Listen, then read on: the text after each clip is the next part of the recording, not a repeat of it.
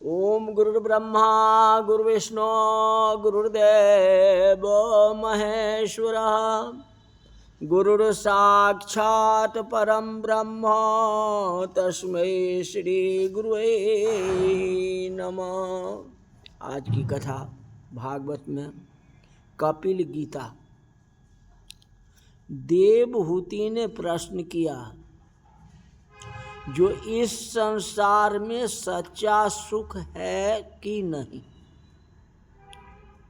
सत्य उसको कहते हैं जिसका कभी नाश नहीं होता। जो सत्य नहीं है वह टिकता नहीं है। मुझे ऐसा आनंद मिले जो कायम रहे, कभी दुख आए ही नहीं, क्योंकि आज तक मैंने बहुत सुख भोगा। मैं ऐसा मानती थी कि सुख भोगने से शांति मिलेगी, लेकिन सुख भोगने से दुख की समाप्ति नहीं होती। थोड़े समय तक मन शांत रहता है, फिर मन ज्यादा चंचल हो जाता है। ऐसा कोई सुख नहीं है जो अनेक बार मैंने भोगा नहीं हो। बहुत सुख भोगा हूं और सुख भोगने पर भी शांति नहीं है। जगत में ऐसा कोई आनंद है कि नहीं जो कायम रहता हो, जिसका कभी नाश न होता। प्रत्येक इंद्रिय सुख मैंने अनेक बार भोगा। अब शरीर दुर्बल हुआ है, शरीर में शक्ति नहीं है, शरीर रोगी हो गया, वृद्धावस्था आ गई, फिर भी मन से वासना नहीं निकलती। सबको निकलती, लेकिन वासना जो है मन में से नहीं निकलती। माता देवहूति के मन में जो था, सरलता से कपिल देव के सम्मुख प्रकट किया। लास्ट प्रश्न है, वासना बहुत त्रास देती है, वासना बहुत सताती है। वासना राक्षसी है, मुझे छोड़ती नहीं है। मैं इससे छूटने का प्रयत्न करता हूं, लेकिन वह मेरे मन में आकर के बैठ गई। वासना के त्रास से मुझे छुड़ा दो। वासना का विनाश कैसे करूं? मुझे ऐसा आनंद मिले जिस आनंद का अनुभव करने के बाद कोई दुख न आए। मेरा मन वासना से बिगड़ा हुआ है। वासना राक्षसी से मुझे छुड़ा दो, क्योंकि यह मुझे बहुत त्रास देती है।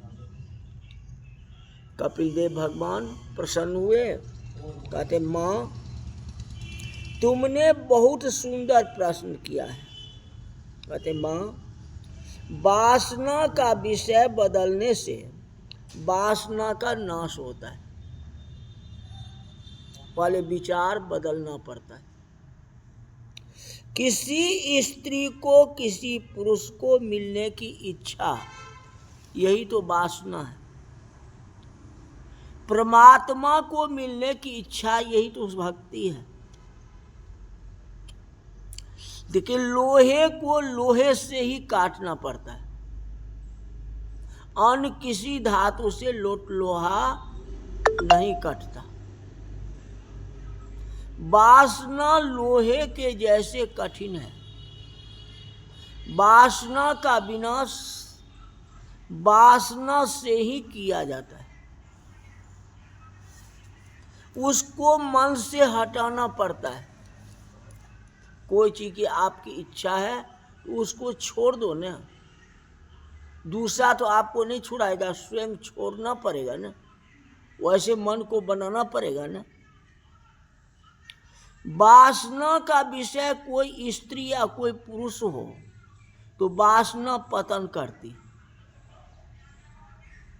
वासना का विषय जब भगवान हो जाते हैं तो वह आत्म कल्याण में सहायक हो जाते हैं।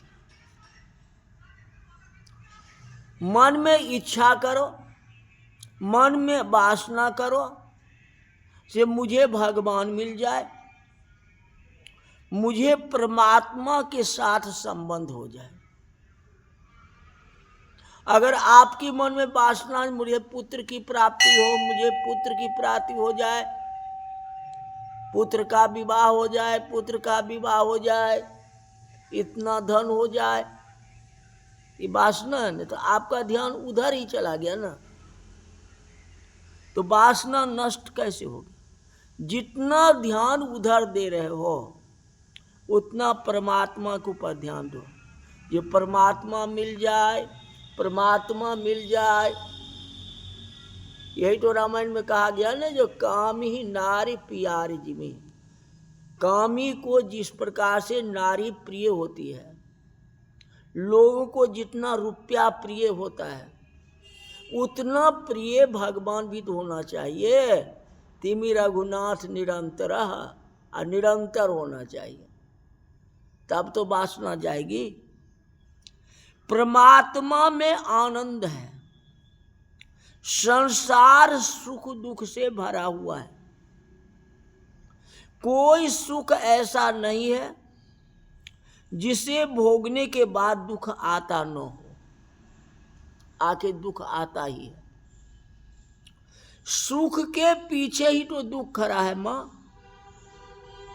कहते सावधान हो जाओ, संसार में जिस जीव को सुख मिलता है उसको दुख भी भोगना पड़ता है, क्योंकि सुख और दुख दोनों भाई हैं।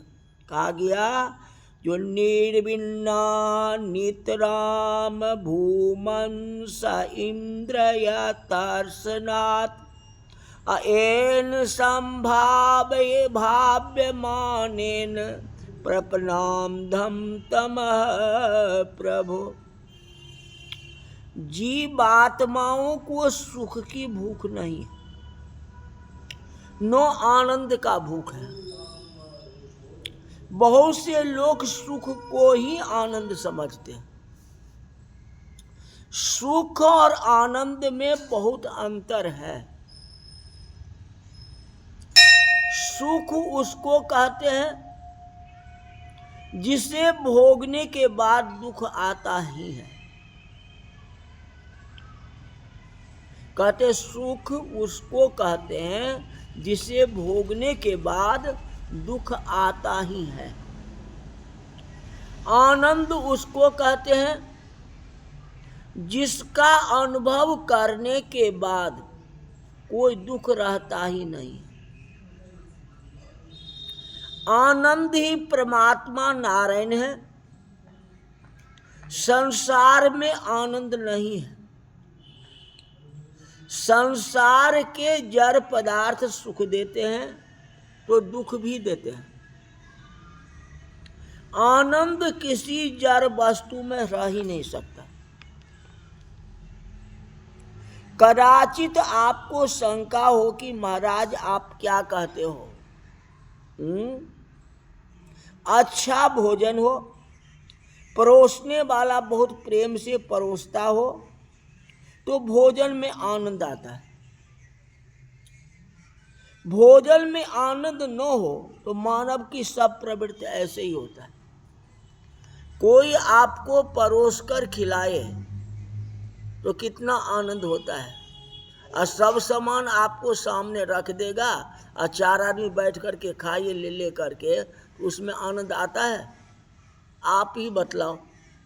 और कोई आपको थाली में परोस करके देता है तो कितना आनंद आता है, और आप अपने हाथ से करछी पकड़ करके लोगे तो मन में आत्मा क्या कहता है? खा तो लोगे ही, लेकिन उतनी आनंद कहाँ आएगी बताओ।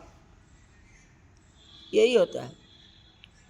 भोजन में आनंद न हो तो मानव की ये सब प्रवृत्ति नहीं करनी चाहिए। कहते थोड़ा सा विचार करो, भोजन में आनंद है। यदि भोजन में आनंद हो तो जिसके पेट में अजीर्ण है उसको भोजन करने में क्या आनंद मिलेगा? मान लो किसी को बीपी है या शुगर है, उसको खूब मीठा खिलाओ और कड़वी चटपटी भोजन उसके सामने रख दो तो क्या करेगा? खाएगा? तो उसको खाने की इच्छा है ही नहीं, और खाएगा तो विष हो जाएगा। भोजन में आनंद तो जिसको बुखार आया है उसको क्या आनंद आएगा? जिसको बुखार नहीं है उसको आनंद आएगा। भोजन करने की तैयारी हो, अच्छा भोजन हो, उसी समय सुनो कि किसी बूढ़ी का मृत्यु हो गया है या कोई दुर्घटनाग्रस्त हो गया है, सुनते ही आप भोजन करोगे? भोजन छोड़ करके भागोगे? कितने लोग तो विचार करते हैं वह 2-3 वर्ष से शैया पर पड़ी हुई थी इसलिए गया, मरण हुआ, क्या बुरा हुआ। लेकिन जिसका हृदय कोमल है वह दुखी होता है, अब भोजन करने को छोड़ करके चल देता है। उसी तरह हमारे घर में भगवान आए हैं और भगवान आने से हमें सुख मिलेगा तो भोजन भी त्याग देना चाहिए। कोई अगर आपको बता दे जी ये दवा खाओगे तो तुम्हारा शुगर ठीक हो जाएगा, ये दवा खाओगे तो तुम्हारी बीपी सही हो जाएगी, तो फटाफट लाखों काम छोड़ के मेडिकल में जाओगे या जहाँ जो डॉक्टर होगा उसके पास जाओगे, जैसे होगा वैसे उस दवा को लाओगे। तो उसी तरह तो भगवान भी है ना। किसी ने आपको बता दिया, किसी संत ने, कि आप इस विधि से पूजा करोगे तो भगवान मिल जाएंगे, दर्शन दे देंगे, दर्शन दे देंगे। हाँ, दर्शन दे देंगे। तो आप भगवान को पाने की कोशिश करो ना। हाँ, तो यही तो कमी है। परमात्मा ही सर्वोपरि है।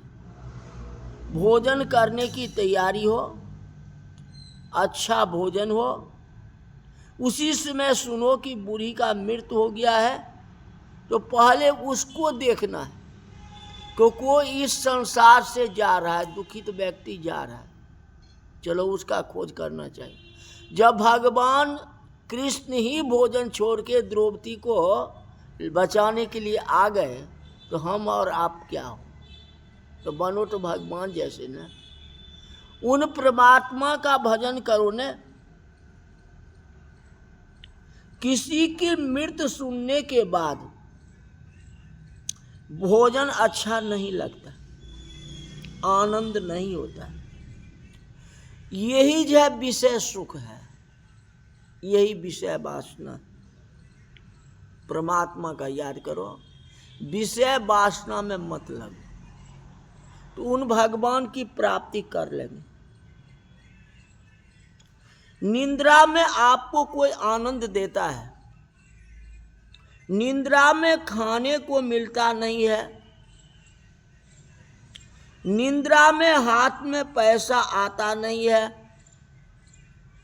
निंद्रा में जगत की भी स्मृति होती है, शैया में पड़ने के बाद मन से संसार निकल जाता है, निंद्रा में इसीलिए शांति मिलती है। दीपक में तेल है तब तक दीपक जलता है, मन में संसार है तब मन भी जलता है।